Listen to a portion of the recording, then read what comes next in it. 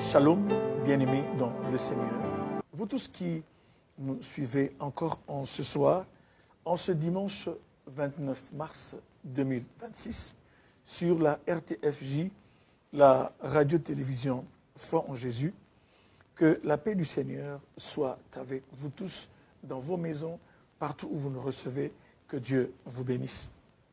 Bien-aimés, je suis le pasteur Tony Maboussi du ministère La Trompette du Sanctuaire que j'ai fondé et que je dirige par la grâce du Seigneur.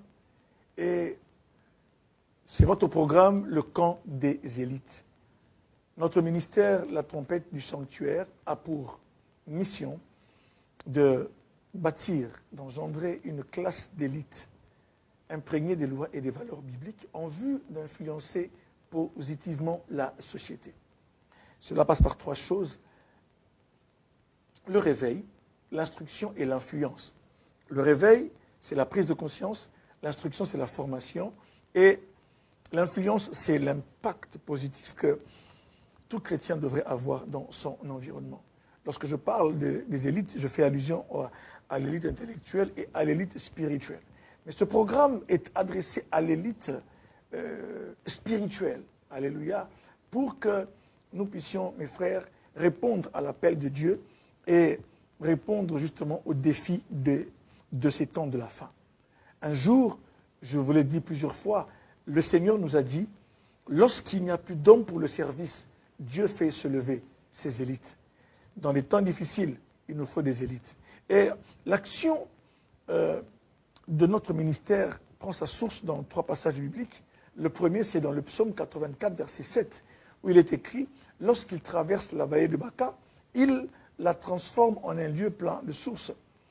Et le deuxième verset se trouve dans 2 Samuel 23, à partir du verset 8 jusqu'au verset 30, où on nous fait voir, on nous relate des histoires de certains hommes particuliers au potentiel hors de pair, qui sont venus autour de David pour justement être avec lui dans la conquête de la royauté. Et il y a des hommes comme Éléazar, le fils de Dodo. Il y a des hommes comme Abishai, le fils de Tserouja. Des gens comme Josheb, Jachebet. Et vous allez voir que ces hommes ont des particularités, c'est-à-dire que ces gens ont agi contrairement au peuple. Par exemple, l'un d'eux, lorsque il y avait un combat contre les Philistins, le peuple a reculé. Il est resté seul au milieu du champ et il a affronté les Philistins et il les a tous massacrés. Vous comprenez? C'est dire qu'on a besoin des hommes et des femmes qui ont l'esprit de l'élite ou des élites. Et en vous, il y a une élite et il faut réveiller cette mentalité-là en vous parce que ces temps ont besoin des hommes et des femmes qui vont agir comme des élites. Bien aimé, le troisième, c'est dans Ésaïe 60, versets 1 à 3. Je ne vais pas expliquer cela. Simplement, j'aimerais que nous puissions prier pour que nous puissions passer à l'exhortation de ce soir. Père, nous te sommes reconnaissants pour ce jour. Merci pour ta bonté, ta fidélité et ta grâce. Je me remets entre tes mains. Merci pour ce jour. Bénis-nous, Seigneur. Conduis-nous, parle au travers de nous. Nous ne sommes que de simples instruments et que nous puissions, Seigneur, servir à ta gloire. Nous laissons toute la technique, la régie entre tes mains, qu'elle puisse être sous ton onction. Au nom de Jésus. Et que celui qui va écouter la parole ouvre l'entendement de chacun, de chaque personne qui va écouter cette parole. Au nom de Jésus-Christ. Amen. Bien-aimés, écoutez ceci. J'aimerais juste vous rappeler que le thème de l'année, c'est l'enfantement. Nous sommes en train de parler de l'enfantement. La pensée de Dieu, c'est que chacun de nous prenne conscience que ce que Dieu a mis en lui, tout ce qui est en lui doit sortir, doit voir le jour pour justement être en bénédiction pour son environnement. Ok? Il y a des choses qui sont en nous, mais qui doivent sortir de nous. C'est pourquoi je parle du processus de l'enfantement. J'aime ce que dit l'apôtre Paul qui dit vous, il parle aux Galates, hein, Galates 4, 19, vous, pour qui je souffre encore les douleurs de l'enfantement, jusqu'à ce que le Christ soit formé en vous.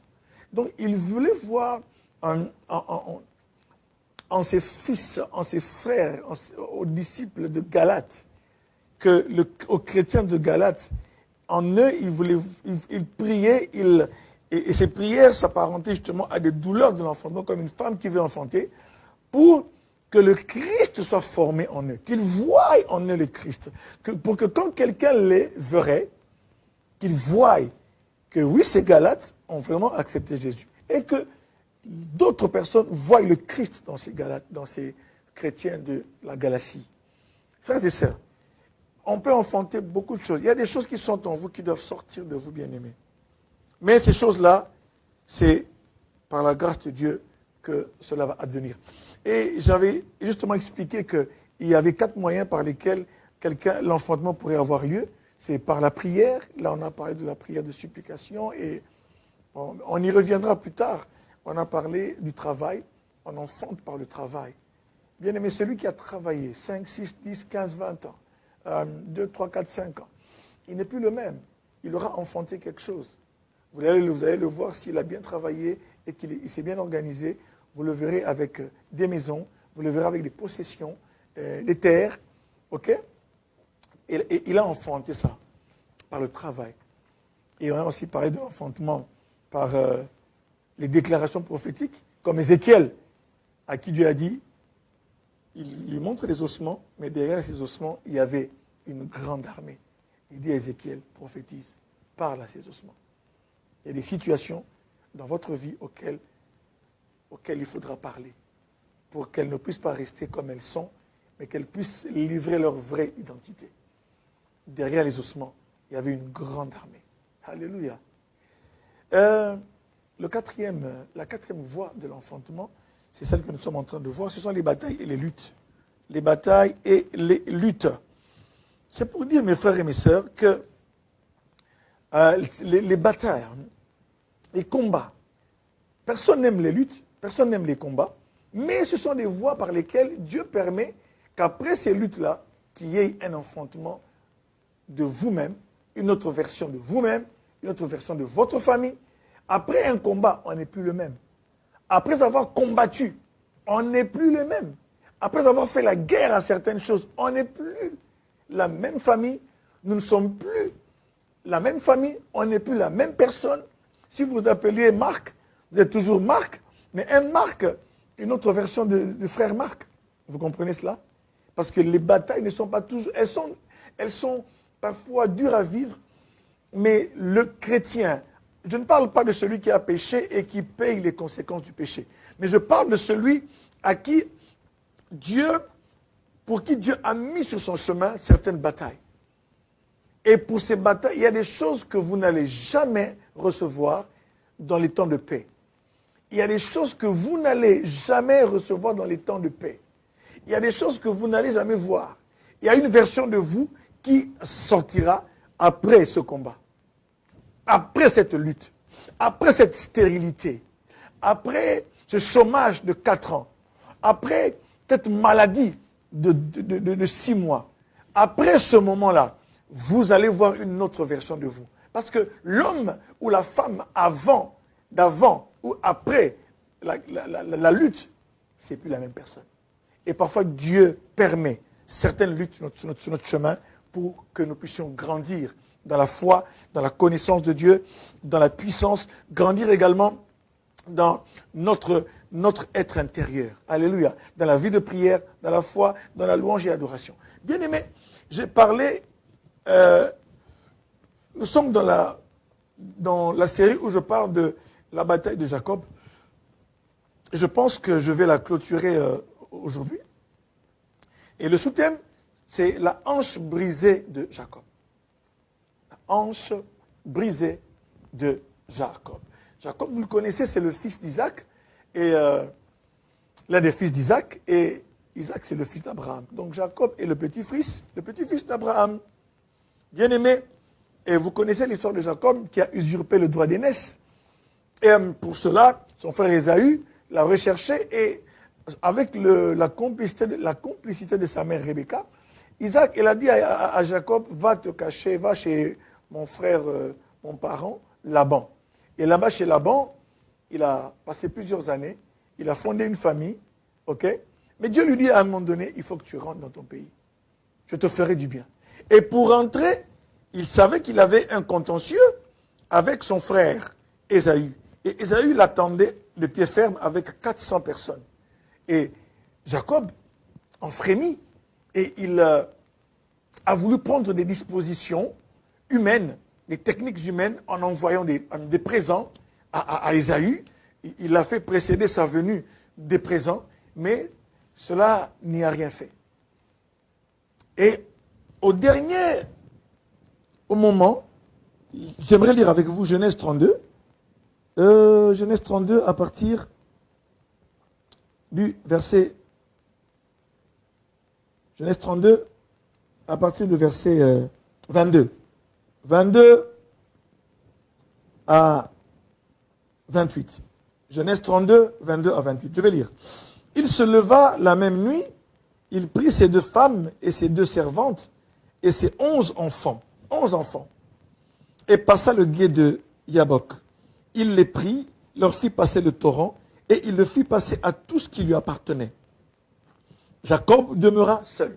Retenez, Jacob demeura seul. Là, nous sommes au verset 24. Alors un homme lutta avec lui jusqu'au lever de l'aurore. Voyant qu'il ne pouvait le vaincre, cet homme le frappa à l'emboîture de la hanche.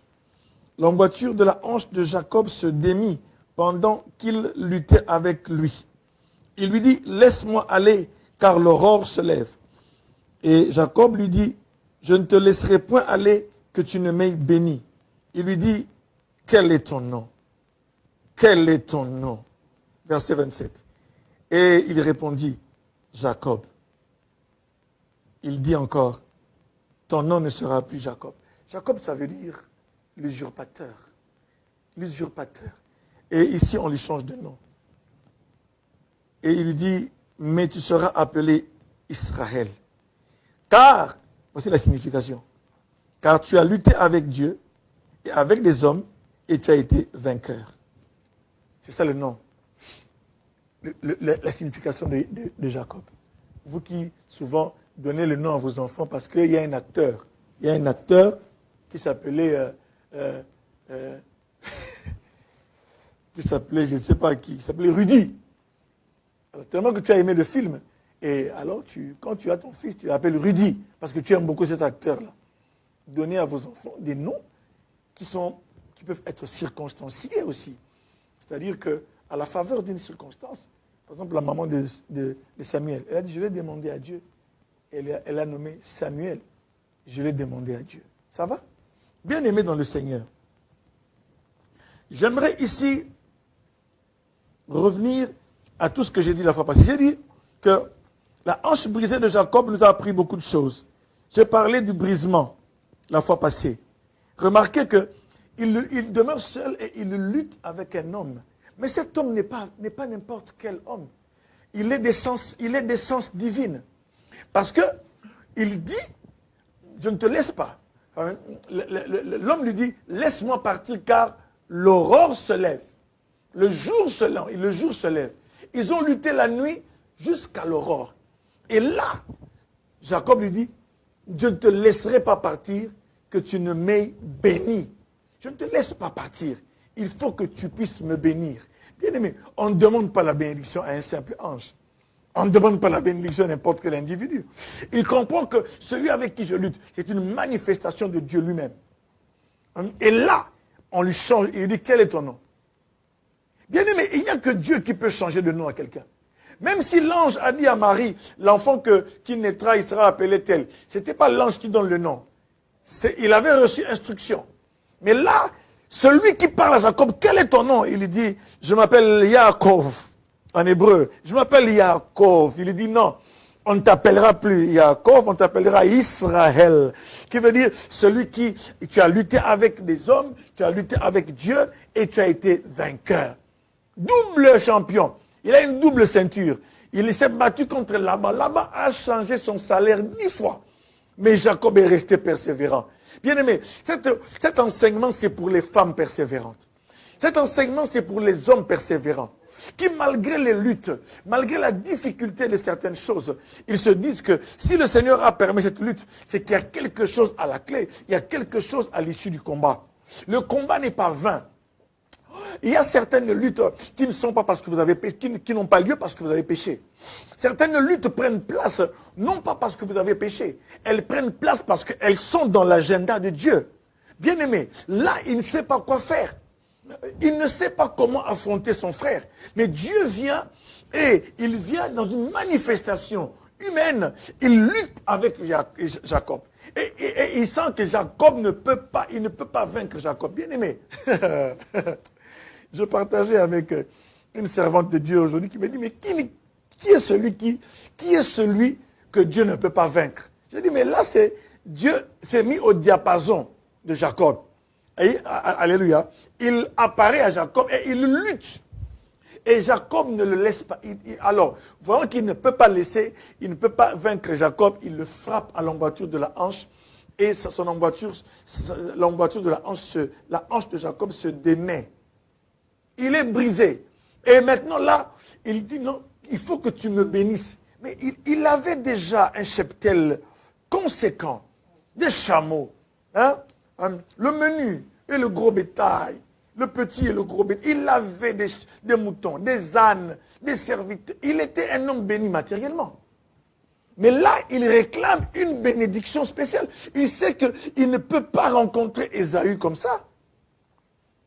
Dieu lui dit, rentre dans ton pays, mais il y a un contentieux qui l'attend au pays. Mais là, il dit, il faut que tu me bénisses. Bien aimé, malgré tout ce qu'il avait, il lui fallait une autre bénédiction. Et là, Dieu lui donne le nom d'Israël. C'est avec ce nom-là qu'il va aller affronter Ésaü. Quand il arrive devant Ésaü, il se prosterne. Ésaü ne peut pas le toucher. Vous savez pourquoi? Il pensait rencontrer Jacob. Alléluia. Il pensait rencontrer son petit frère l'usurpateur. Or, entre le temps où Jacob se dit, demain, il faut que je rencontre mon frère. C'est la dernière étape ici. Là, vraiment, je suis vraiment ici. Après, ce gué de Yabok que je vais traverser, bien aimé, je vais rencontrer Ésaü. Ça sera l'heure de vérité.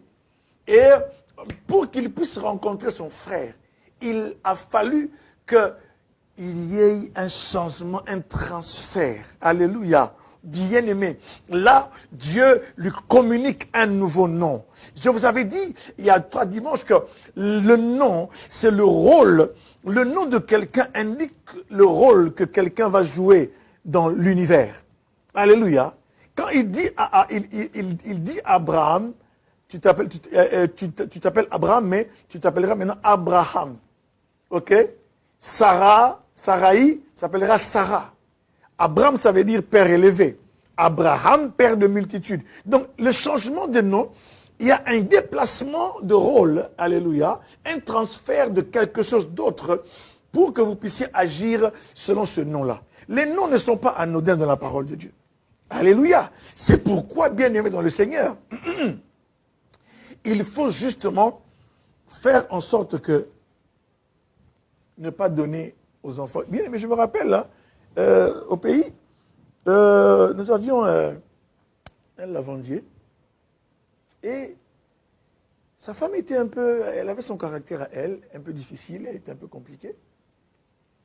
Et imaginez-vous qu'à un moment donné, il a jugé bon de mettre fin à leur relation. La femme, maintenant, un jour, il fallait qu'on puisse payer, et un certain mois, qu'on puisse payer il fallait que ma maman puisse payer le lavandier. Et elle voit un jour la femme, qui était bien l'ex-femme du lavandier, qui vient, qui dit, mais maman, je ne comprends pas, il n'a pas donné la pension, la pension alimentaire pour les enfants, tout ceci. Moi, je pense qu'on l'a payé et qu'il me cache. C'est pourquoi je suis venu moi-même. Ah, maman dit, non, effectivement, j'ai un léger retard. Le temps qu'on puisse arranger la situation, il sera payé d'ici quelques jours. Effectivement, il n'a pas menti, il n'a pas été payé. Alors notre maman a commencé à parler avec la femme. Elle lui dit, mais comment va votre enfant? Je sais que vous avez un bébé, tout ça, comment il va, comment elle va? C'était une fille. Quand elle était née, le papa l'avait nommée Myriam. Quand il se sépare avec l'enfant, quand il se sépare, l'enfant était vraiment, c'était un nourrisson. Elle, la maman, va nommer l'enfant d'un autre nom. Imaginez quel nom il lui a donné. Imaginez-vous, vous n'allez jamais imaginer le nom. Même si je mets $1 million en jeu, vous n'allez même pas trouver. Bien aimé, bien que je ne joue pas au jeu de hasard, mais c'est une façon de parler. Je parierais que vous n'allez pas trouver. Et puis, notre mère qui dit, ah, mais comment va l'enfant? Ah, oui, l'enfant va bien. Il me dit, alors, c'est elle, Myriam. Elle dit, non, non, j'ai changé son nom. Ah bon? Et quel nom que tu lui as donné? Elle dit, non, je l'ai nommé, ça arrive, c'est fini. Ah! Alors, ma mère voulait rire, mais elle s'est retenue. Tu nommes ton enfant, ça arrive, c'est fini. Elle a dit oui, parce que ce qui m'est arrivé, c'est pour dire simplement que ce qui m'est arrivé, ça arrive, ça peut aussi finir. Mais pourquoi vous collez à cet enfant ce nom-là? Hein? Ce n'est pas sa destinée. Imaginez-vous qu'au lieu d'appeler votre enfant Milka, non, vous allez l'appeler, ça arrive, c'est fini. Mais imaginez-vous. Imaginez-vous. Ah, il ne faut pas nommer les enfants n'importe comment. Il ne faut pas non plus prendre des noms parce que ça sonne bien. Elle va s'appeler... Non, bien aimé, il faut pas chercher la poésie. Nommer les enfants bien avec de beaux noms et aussi avec un bon sens. Ça va, une bonne signification. Bref, je reviens revenons à nos moutons. Là maintenant, la fois passée, j'ai parlé de brisement. Je passe du côté du brisement. La hanche brisée de Jacob nous parle de brisement. Dieu a brisé cet homme-là. Parce que si Dieu veut vous utiliser, il faut qu'il vous brise. Il y a des dimensions que vous n'atteindrez jamais s'il ne vous brise pas. Là, Jacob vient en boitant. Il s'appuyait sur son bâton.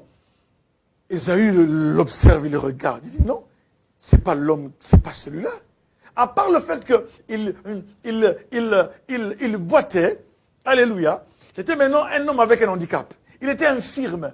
Malgré qu'il était infirme, alléluia, qu'il avait un handicap, Ésaü, en temps normal, il avait dit, voilà, maintenant que ce petit est infirme, il va voir ce que je vais lui faire. Non, il ne pouvait pas mettre la main sur lui. Pourquoi? Parce que cet homme venait de voir Dieu. Vous allez lire à la fin de Genèse 32. Écoutez, la Bible déclare, Genèse 32, verset 31. Non, commençons à 30. Il le bénit là. Jacob appela ce lieu du nom de Péniel. Vous qui aimez les noms Péniel, tout ça, ça vient de Péniel. Car il dit, j'ai vu Dieu face à face et mon âme a été sauvée. Donc vous comprenez maintenant que celui qui a lutté avec lui, ce n'était pas n'importe qui, c'était Dieu lui-même qui a pris une certaine forme. Il appelait ce lieu-là Péniel. Elle, c'est toujours pour Dieu. Ça va, elle. Péniel. J'ai vu Dieu face à face. Jacob, verset 32. Jacob boitait de la hanche.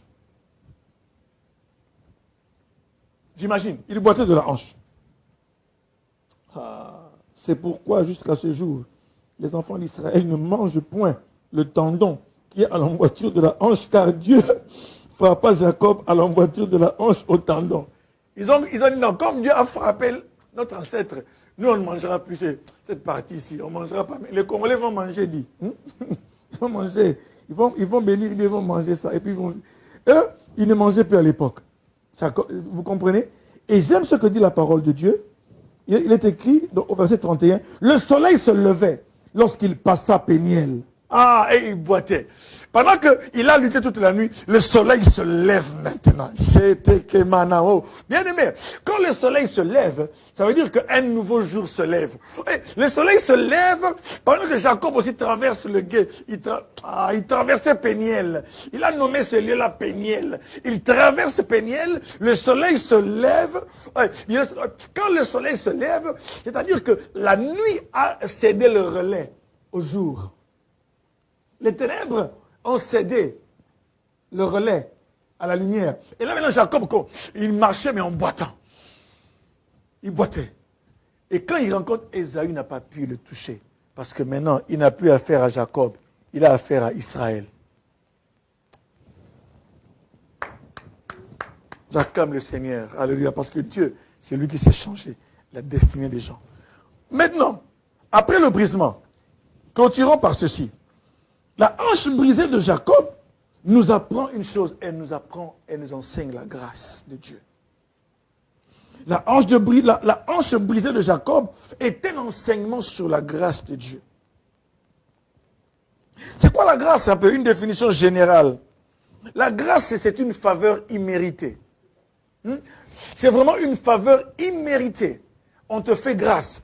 C'est pourquoi, lorsque on vous a jugé, condamné, ok, à cause d'un délit, d'un crime, et que même jusqu'en cassation, si la Cour de cassation confirme, si la Cour de cassation ne casse pas ce jugement-là, c'est que maintenant pour vous c'est fini. Mais il reste néanmoins une voie de sortie. C'est la grâce présidentielle. Là, on ne dit pas, non, on parle de la grâce présidentielle. Où le président peut prendre son stylo par décret. Je libère telle personne. Et là, vous allez sortir. Quand c'est fini, quand toutes les juridictions vous ont condamné, à toutes les instances, vous avez été condamné, bien aimé, et que ce jugement a été confirmé, il n'y a que la grâce présidentielle qui peut vous sortir. Et là, c'est pourquoi la grâce est définie comme une faveur qu'on ne mérite pas. Alléluia. La grâce, c'est l'amour de Dieu, c'est le secours gratuit et immérité que Dieu offre aux humains pour leur salut. C'est pourquoi dans Éphésiens, chapitre 2, 8 à 9, Éphésiens 2, 8 à 9, il est écrit que c'est par la grâce. Vous êtes sauvés par la grâce au moyen de la foi. Ce n'est point par vos œuvres afin que vous ne puissiez pas vous glorifier. Tout est grâce. Donc, au sortir de l'enseignement d'aujourd'hui, bien aimé, la grâce, aujourd'hui, j'introduis. Il y aura des moments où on va entrer en profondeur sur la grâce de Dieu. Mais ça, c'est par rapport à la bataille, bien aimé, à la bataille de Jacob, à la hanche brisée. Ça nous parle de grâce en quoi? Bien aimé. Ça nous parle de la grâce. Alléluia. Et de la miséricorde de Dieu. Comme diraient les Congolais, Mawayanzambe, c'est ça la miséricorde. La miséricorde, c'est l'amour de compassion. C'est un amour plein de compassion. C'est l'amour de Dieu, plein de compassion et inconditionnel, qui pardonne et soulage la misère humaine. Il y a le mot amour, il y a la compassion, il y a l'inconditionnalité. C'est inconditionnel. Bien aimé, celui qui connaît la miséricorde, et il pardonne, c'est Dieu, il pardonne. Donc, l'enseignement ici, c'est que la grâce, la hanche brisée de Jacob nous parle de grâce et de la miséricorde de Dieu. Alors, la hanche brisée de Jacob est destinée à rappeler à l'homme de promesse. Elle est destinée à rappeler à l'homme de l'alliance ou à la femme d'alliance que vous êtes, qu'il y a la notion de la grâce et de la miséricorde de Dieu, sans laquelle, bien aimé, vous n'allez pas vivre le miracle de Dieu. Remarquez maintenant, bien aimé dans le Seigneur, remarquez une chose, je vais y aller. La grâce sert à quoi? Elle sert à nous faire comprendre que, malgré nos efforts, parce que vous allez dire oui, la bataille, parce qu'il y a un piège. Oui, j'ai combattu avec Dieu, j'ai combattu avec les hommes, j'ai vaincu. On a tendance à se dire oui, c'est moi. Mais il y a une notion sous-jacente, une notion en filigrane qui est là, bel et bien là, mais il faut que l'homme de foi voie que derrière toutes ces choses, si ce n'était pas la grâce de Dieu, moi l'État, je ne peux pas faire la RTFJ. Malgré mes efforts, Malgré mon courage, moi on me connaît, moi, beaucoup Laka. Hein? L'étendue, le Frédéric, on me connaît. Je suis un courageux. Mais, même quand il est courageux, même quand il va travailler, même quand il fait des efforts, même quand il épargne, même quand il investit, bien aimé, il y a une chose qui est derrière, en fond, c'est la grâce de Dieu. Pourquoi? Parce que il suffit que le matin, Dieu lui retire le souffle. C'est fini. C'est fini. Tout le courage qu'il a, c'est fini. On va être là en train de chanter. Oh, oui, nous connaissions Papa l'État. C'était un homme bien, un bon cœur, qui avait le bon cœur. Oui, nous regrettons son départ. Il suffit que ce jour-là, il ne soit pas en bonne santé. Pendant 1 mois, 2 mois, il ne peut pas utiliser son courage. C'est pourquoi, retenez, j'ai dit la conclusion. Tout est grâce. Malgré son courage, malgré malgré son intelligence. Ici, c'est pour dire aux hommes et aux femmes, malgré notre intelligence, malgré notre façon de faire les choses, malgré nos diplômes, malgré tout ce que nous sommes, ce n'est que grâce. Tout ce que nous sommes, bien aimés, c'est la grâce de Dieu. Ici, Jacob, il est brisé parce que, maintenant, pourquoi il est brisé? Il est brisé pour comprendre maintenant que, je ne sais plus, parce que devant Ésaü, si Ésaü l'attaquait, il aurait pu se défendre. Mais maintenant, il est infirme. Hein? Comment est-ce qu'il va fuir? Puisque la Bible dit, il boitait de la hanche. Mais c'est quand même terrible. Il boitait de la hanche. Or, son équilibre doit venir de là. Son soutien. Mais là, maintenant, il est brisé. Et il ne peut pas fuir. Il ne peut que compter sur la grâce de... Oh, alléluia. Donc, la hanche brisée de Jacob, quand Dieu brise quelque chose en vous, sachez que à la place du brisement, parce que le brisement crée un vide, alléluia, il n'a plus toute sa force et tout son équilibre. À la place du vide, Dieu vient maintenant combler ça avec sa grâce. Là où je ne peux pas, Dieu le peut. Et c'est sa grâce. Il vient avec sa grâce pour dire ceci. Même si tu es intelligent, même si vous êtes un homme excellent, vous allez dire oui, je suis un homme intelligent, moi je suis allégé défendu. Mais combien d'hommes intelligents n'y a-t-il pas ici à Bruxelles? Combien d'hommes ou de femmes courageuses n'y a-t-il pas au Congo, au Gabon, au Maroc, aux États-Unis? Combien? Mais ce qui vous arrive, nous devons reconnaître que ce qui nous arrive, ce n'est que la grâce de Dieu. Bien aimé, la grâce, pourquoi je parle de grâce? Alléluia, je vais bien aimer, je sens que mon cœur est en train de vibrer. Pourquoi je parle de grâce? Parce qu'il n'y a que la grâce qui peut prendre un ancien voleur et faire de lui Israël. Bien aimé, si ce n'est pas la grâce, c'est quoi? Dites-moi, c'est quoi? Cette faveur imméritée, alléluia, cet amour de Dieu, cette miséricorde. Si ce n'est pas la grâce et la miséricorde de Dieu, Dieu prend un usurpateur, bien aimé. Je vais aller par des exemples, ça sera plus simple. Bien aimé, qui peut prendre un usurpateur et l'appeler Israël et en faire un patriarche? C'est Dieu. C'est la grâce de Dieu.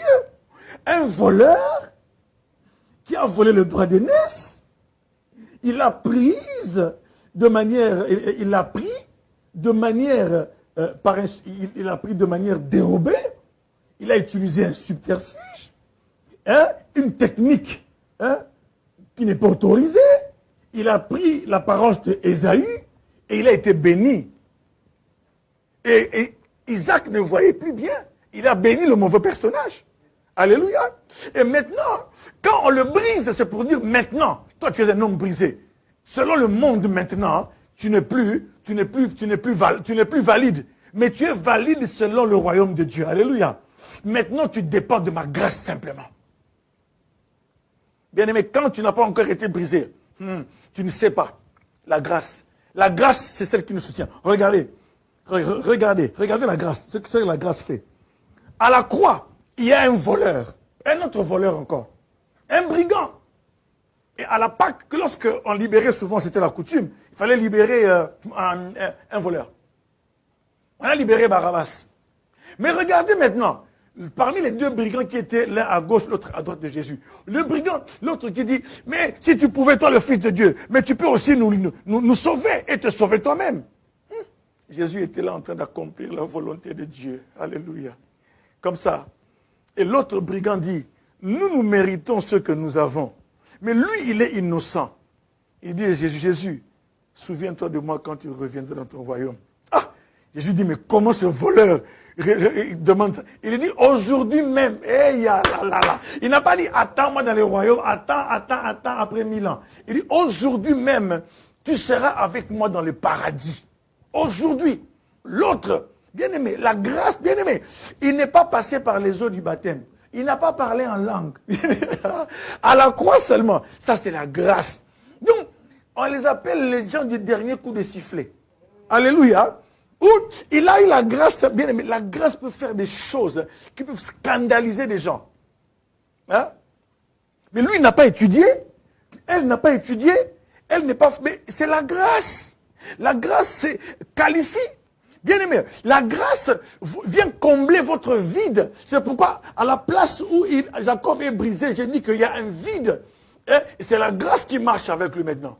Ésaïe ne peut pas le toucher. Car c'est un homme qui a vu la grâce de Dieu. C'est un homme maintenant qui a changé de nom. Par grâce. Maintenant, il vit avec la grâce. Sa force est dans la grâce. Dites avec moi, commentez avec moi, grâce. Écoutez, Dieu, c'est pourquoi la Bible déclare, hein, Dieu prend les choses, bien aimé, Dieu prend les choses vaines pour confondre les choses précieuses. Alléluia. Il faut que je lise ça ici. Écoutez, 1 Corinthiens, chapitre 1, versets 27 à 29. Lisons la parole de Dieu. Lisons les Écritures. 1 Corinthiens, chapitre 1, versets 27 à 29, virgule, verset 31. 1 Corinthiens, chapitre 1, 27 à 29, virgule, verset 31. Écoutez ce que dit la parole de Dieu. 27, 1 Corinthiens 1, 27. Mais Dieu a choisi les choses folles du monde pour confondre les sages. Il y a toujours une opposition. Folie, sagesse. Dieu a choisi les choses faibles du monde pour confondre les fortes. Force, faiblesse. Alléluia. Et Dieu a choisi les choses viles du monde et celles qu'on méprise, celles qui ne sont point, pour réduire au néant celles qui sont, afin que nulle chair ne se glorifie devant Dieu. C'est ça la grâce. La grâce te fait comprendre que toi là, toi l'être là, si ce n'était pas la grâce de Dieu, non, tu serais mort depuis longtemps. Tu serais mort. C'est la grâce. Alléluia. Verset 31. Et il dit, il est écrit que celui qui se glorifie dans le Seigneur. Alléluia. Bien-aimé, regardez ce qui se passe avec la grâce. Je prends des exemples parce que c'est plus facile avec les exemples. David est pris derrière le troupeau et Dieu en fait un roi. Ça c'est quoi? C'est la grâce. Il n'a étudié nulle part. Il n'a été nulle part où on lui a dit non, tu es le fils de tel. Non. On le prend derrière le troupeau. Dieu a dit ceci à Samuel. Quand Saül a été déchu de sa royauté, Dieu dit ceci. J'ai trouvé chez Jessé, chez Isaïe, j'ai vu un homme selon mon cœur qui pétera mon peuple. Oh, quand Samuel arrive, il vient chez Jessé. Il dit, où sont tes enfants? Ok, on voit l'aîné qui vient, Eliab. Il dit, Samuel dit, c'est lui, c'est d'être lui le roi. Parce qu'il est costaud. Alléluia. Il est costaud, il est bien, comme les sœurs qui aiment bien. Oui, moi j'aime bien les garçons qui sont costauds, bien bâtis, avec les lèvres roses. Oh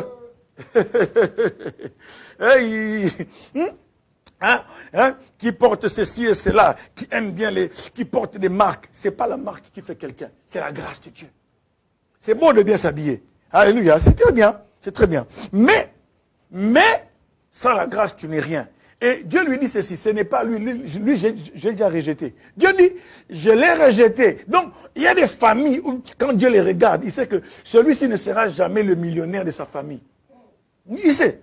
Il dit à Samuel, c'est pas lui, ne fais pas attention à sa grande taille, je l'ai rejeté. Il dit, et la fameuse phrase sortira, l'homme regarde ce qui frappe les yeux, mais moi l'Éternel, je regarde au cœur. Tous les enfants sont passés, Samuel n'a pas vu celui. Il dit, est-ce qu'il y a, tu n'as plus d'autres enfants? Le père dit, bon, il y a un petit là, il y a un autre là qui, lui, il garde les troupeaux. Lui, son travail, c'est de garder les troupeaux.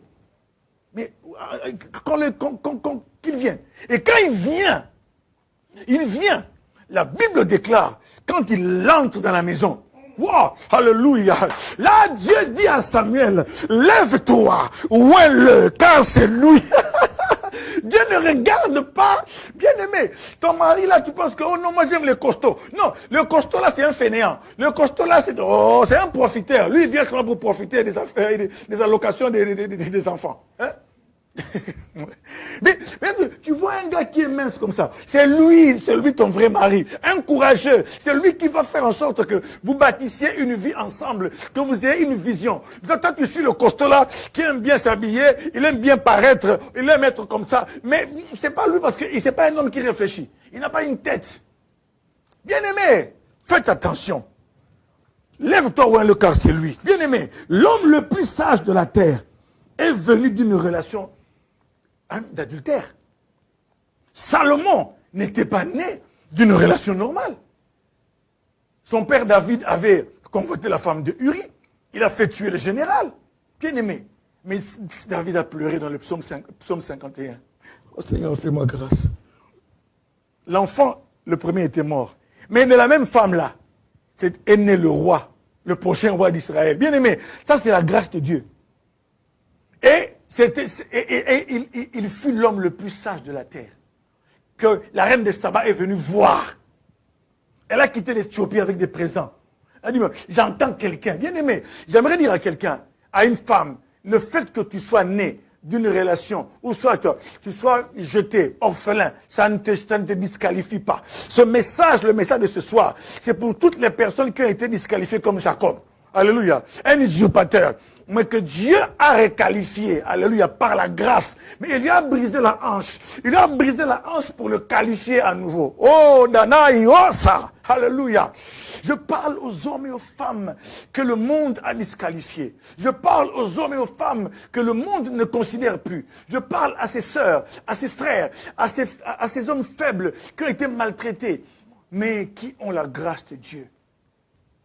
Regardez. C'est une femme stérile, Anne, qui va enfanter le sacrificateur que Dieu attendait. La grâce. Jésus, le sauveur de l'humanité, va naître d'une vierge. Une simple petite vierge comme ça, Marie, quelque part, c'est la grâce. Et quand l'ange Gabriel viendra, il dira quoi? Je te salue, toi Marie, toi à qui une grâce a été faite. Toi à qui une grâce a été faite. Bien aimé, la grâce de Dieu quand elle vient sur vous. Oh là là, elle est formidable. C'est une semence de puissance. C'est une semence divine. Quand tu as la grâce de Dieu, tu as la faveur. Quand tu as la grâce de Dieu, le système de Dieu te localise. Car celui qui sait que tout est grâce, bien aimé, il ne s'enorgueillit pas. Et Dieu aime de telles personnes. Quand tu as la grâce, c'est très bien. Bien aimé, regardez. Le Sauveur viendra de la plus petite ville de Juda. Michée 5, verset 1. Il est écrit, et toi, Bethléem Ephrata, tu es certes la plus petite des villes entre les villes de Juda, mais de toi sortira un roi.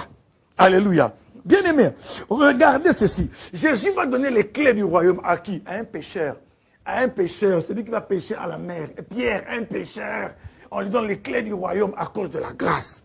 Bien aimé dans le Seigneur, suivez le mouvement avec moi. Suivez-moi très bien. Écoutez, maintenant je vais aller dans les instants les plus graves. Regardez ceci, bien aimé. L'homme qui a écrit le Nouveau Testament, presque tout le Nouveau Testament, c'est qui? C'est l'apôtre Paul. Un meurtrier. Il a fait arrêter des chrétiens. Il a tué des hommes et des femmes. C'est pourquoi j'aimerais dire aux gens, cet enseignement doit nous faire arrêter le jugement. Tant que la grâce te rencontre, même quel que soit ce que tu as fait, tu es pardonné par le Seigneur. Car il est écrit, si tu gardais le souvenir de nos iniquités, Seigneur éternel, qui subsisterait au-devant de toi? Mais le pardon se trouve auprès de toi, afin que l'on te craigne. Psaume 130. Versets 1 à 2. Bien-aimé, regardez ce meurtrier. Il avait un casier judiciaire bien rempli. Mais Jésus va dire à Ananias dans Acte 9. Il dit, mais cet homme est venu arrêter les gens. Il dit, non. Saul est un instrument que je me suis choisi il va porter mon nom devant les nations. Bien aimé, un meurtrier devient un homme de révélation. Alléluia. Et c'est lui qui va révéler le mystère de l'Église. Un meurtrier. Un meurtrier. Bien aimé. Et dans ce meurtrier-là, il y avait l'épître aux Corinthiens. Ne regardez pas Papa État comme ça. Ne regardez pas Pasteur Tony comme ça. Parce que quand la grâce nous touche, bien aimé, ce qui était en nous va sortir. C'est pourquoi je parle d'enfantement. Et là, bien aimé dans le Seigneur, vous allez comprendre que dans ce meurtrier, il y avait quoi? L'épître des Corinthiens. Il y avait l'épître aux Galates. 1 Corinthiens, 2 Corinthiens. Il y avait Romains. Alléluia. Philippiens. 1 Timothée, 2 Timothée. 1 Thessaloniciens, 2 Thessaloniciens. Tout ça était dans un meurtrier. Quand il marchait dans la rue comme ça, regardez ce meurtrier-là, ce pharisien. Il était pharisien. Mais en lui, Dieu voyait 1 Corinthiens, 2 Corinthiens. Aïe! C'est pourquoi que personne ne te regarde comme ça. Alléluia. Parce qu'on ne sait pas ce qu'il y a en toi. Seul Dieu sait. C'est pourquoi il a dit à Jérémie, avant que tu ne sois formé dans le sein de ta mère, avant que tu ne sois sorti de son ventre, moi je t'avais consacré prophète des nations. Alléluia. Et regardez encore un autre meurtrier. Vous avez dit, mais le pasteur aussi, qu'est-ce qu'il y a? Un homme qui a tué Moïse. Moïse a tué un Égyptien. Alléluia. Mais c'est à lui que Dieu va confier la charge d'aller libérer Égypte de la captivité de Pharaon. C'est à lui que...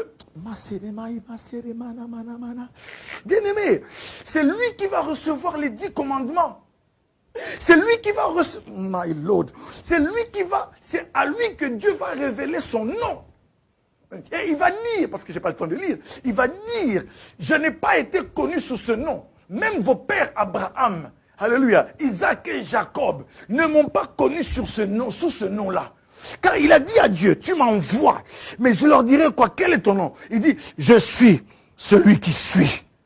Alléluia. C'est le nom de Yahweh, c'est ça. Je suis celui qui suis. Il a dit, bien aimé, c'est la première fois dans l'histoire de la révélation que l'homme reçoit le nom. Que l'homme normal, naturel, un homme ordinaire reçoit le nom de Dieu. Bien aimé, quand quelqu'un donne son nom, il se dévoile.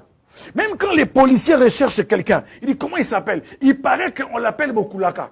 Il paraît qu'on l'appelle Frédéric. Déjà quand ils ont le nom Frédéric, ils se disent, on va maintenant chercher tous les Frédéric ici qui habitent en Belgique. Et on va commencer à voir. Non, il est congolais. Maintenant, on élimine les Marocains, les Frédéric marocains. On élimine les Frédéric gabonais. On cherche tous les Frédéric les Congolais. On va les retrouver. Celui qui donne son nom se dévoile. Et il donne son nom à celui-là. Bien aimé, c'est à un ex-meurtrier que Dieu confie cette mission. Il lui donne son nom. Bien aimé, c'est à lui qui donne. Alléluia.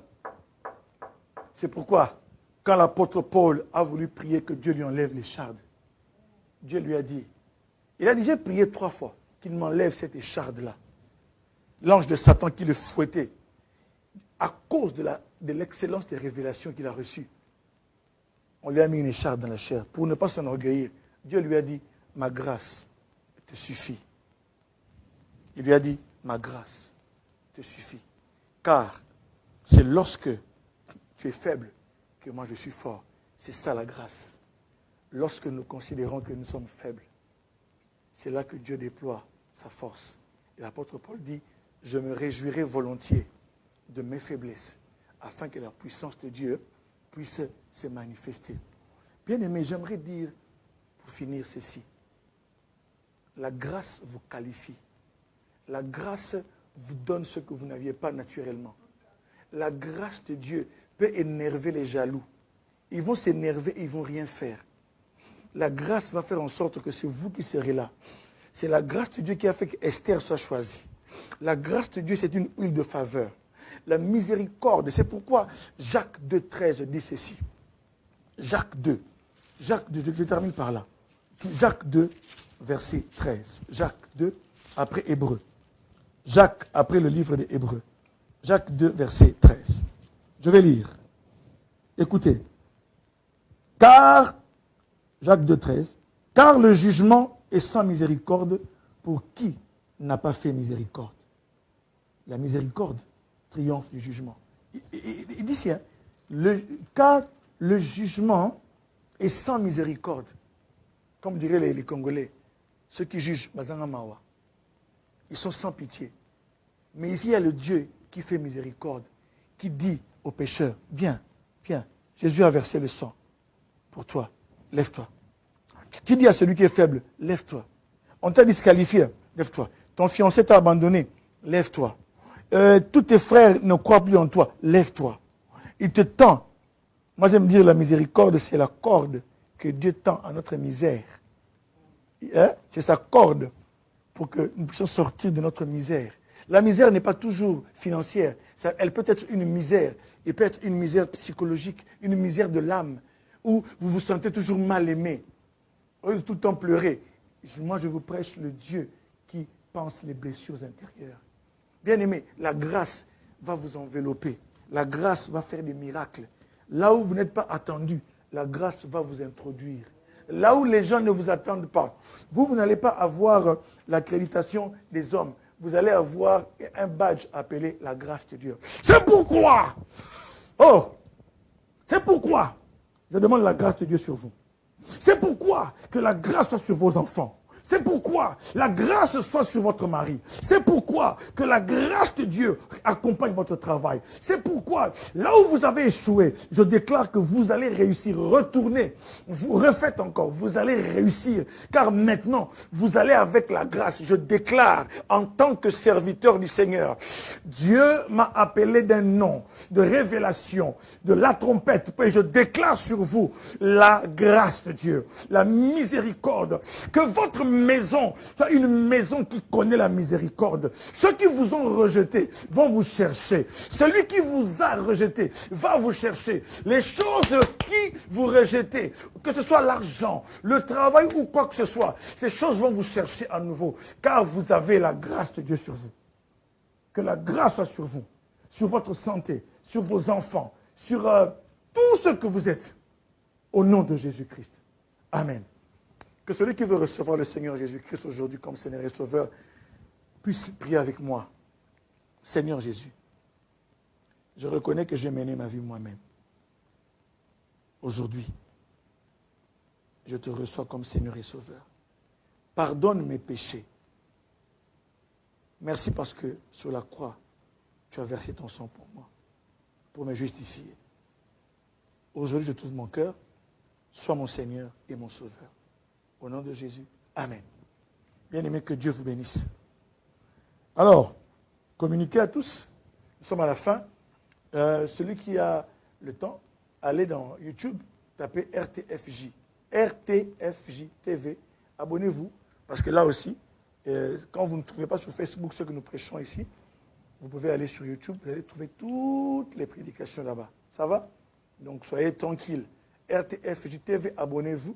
Et recommandez aussi la chaîne à d'autres. Recommandez les bonnes choses aux gens. Et partagez cet enseignement. Ça va? Alors j'aimerais bénir également, j'aimerais bénir tous nos frères et sœurs qui ne me connaissent pas, qui me voient seulement et que je ne connais pas. Je bénis toute la grande famille de la RTFJ. Ceux qui sont en Afrique, en Asie, en Europe, en Océanie, en Amérique, que Dieu vous bénisse. Mais il y a quelques-uns que je connais personnellement, que je bénis tous les jours. Je le fais parce que c'est mon travail. Je bénis Papa Leta et Maman Belinda. En tout cas, je bénis ce couple qui m'est cher, ainsi que leur fille Milka. Donc Papa Leta, Maman Belinda, que Dieu vous bénisse abondamment. Je bénis après, bien sûr, à tout Seigneur, tout honneur, ma chère et tendre épouse, hein, la sœur de Papa Leta, sa sœur de l'Europe, comme je les appelle, Cerné à Poto, Maman Aminata, mon épouse, et son frère de Belgique, Papa Leta. Chérie, sois bénie. Je bénis également Maman La Gloire à Lost, Maman Pétronelle Lufungula à Anvers, Maman Nathalie Caïn, que Dieu vous bénisse abondamment. Maman Denise Leta, que Dieu vous bénisse. Sans oublier aussi Papa Trojeune Sambou et sa famille. Et aussi le frère Virgile Baïndé à Wavre. Nous bénissons également le pasteur Didier Chipama de la Présence de Dieu, de l'église Présence de Dieu à Bruxelles. En Hollande, je bénis Maman Anida Silva et son mari Papa Jules. Je bénis également mon ancien privé, mon ancien privé, l'ancien Jean-Louis Guisquez. Que Dieu te bénisse, ancien, toi et ton épouse, ainsi que les enfants. Et je bénis en Autriche mon couple principal, Papa José Congolo et maman Maïma Lombo, qui sont à Vienne. Que Dieu vous bénisse là-bas à Vienne, beaucoup de bénédictions. Et en France, j'aimerais bénir la famille Maboussi qui est en France et la famille Maboussi qui est aussi à Kinshasa, une grande famille. Ça va? Je bénis également à Lille le frère Didier Ambayamba et maman Julie. Je bénis également Zadio, le frère Zadio Kadima et son épouse Nancy. Je bénis également le frère Papim Mwendi, son épouse et les enfants. Je bénis également en Normandie Bijoun Simba. Que Dieu te bénisse. À Londres, bien aimés, ceux qui tiennent l'étendard à Londres. À Londres, est-ce que vous êtes là? Hein? Les gens de Londres, Maman la fleur d'Ourou. Maman la fleur d'Ourou, l'attaquante de pointe. Et Papa Titi, son mari et les enfants. Nous bénissons également Maman Dorcas Lumbu, son mari et les enfants. Maman Dorcas, que Dieu vous bénisse. À Kinshasa, nous voulons bénir le président Béa Kazadi, le président du ministère, et Maman Jo, son épouse. Nous bénissons également Maman Betty Bamba, Maman Betty et les enfants, que Dieu vous bénisse. Nous bénissons Papa Louison et Maman Angèle. Nous bénissons Maman Nénette Panou et Papa Guy, son époux. Nous bénissons Leslie et Patrick, Jean-Roland Kamanga et son épouse. Nous bénissons également Hans-Christ Madeka. Je les bénis au nom du Seigneur. Et Charlie Boueta. Nous bénissons en Allemagne le révérend Hugues Ferré et Arlette, son épouse, Maman Arlette Luindula. Pocos. Nous bénissons au Cameroun le pasteur Paul et Maman Blandine. Nous bénissons en Tunisie le chef Serge Mabouaka. En Afrique du Sud, je bénis également mon ami, mon compagnon, l'apôtre Jean-Jacques, hein, qui revient de loin. Hein, il est de retour. Ah, je bénis Dieu pour ta guérison et pour ton rétablissement. Je bénis Dieu, un homme de prière, un homme fort. Hein, une élite comme on le connaît. Et maman Irène, son épouse, hein? Une femme forte. Maman Irène, que Dieu te bénisse. Aux États-Unis, je bénis maman Isabelle Boudza au Tennessee, toujours au Tennessee, maman Isabelle Boudza, le frère Toussaint Kassala et son épouse Rachel. Frère Toussaint, Dieu te bénisse, hein? Je t'aime beaucoup. Et le frère Fortuna Kinzonzi et son épouse Rita. Je bénis également mon ami personnel, le Patrick Kinsumba. Et je bénis maintenant à la communauté Ici-Art. Je bénis Maman Tania, Pasteur Tania Madimba. Je bénis Maman Philomène Banga. Et je bénis Pasteur Jean Bruno Zey et Maman Lolita. Et je termine par le bishop Jean-Claude Kabamba et son épouse Maman Chantal. Que Dieu vous bénisse. Shalom.